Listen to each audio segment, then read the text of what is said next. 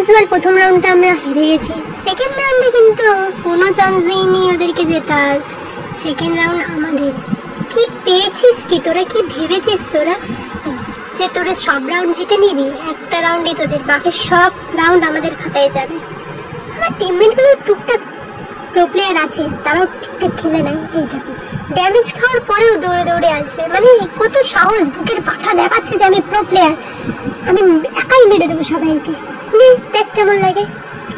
এই দেখো চলে এসছে একদম অন্তিম পর্যায়ে। অন্তিম পর্যায়ে এসে দেখলাম যে সবাই হালকা করে মরে গেছে, বেঁচে আছি আমি একা। কিন্তু একা কি আমি টিমকে জেতাতে পারবো? মানে আমার কথা আটকে যাচ্ছে, মানে খুবই গুরুতর সিচুয়েশন। হালকা করে ড্যামেজ দিয়ে দিয়েছি, একটু বুদ্ধি করে খেলতে হবে, না হলেই কপালে শনি আছে।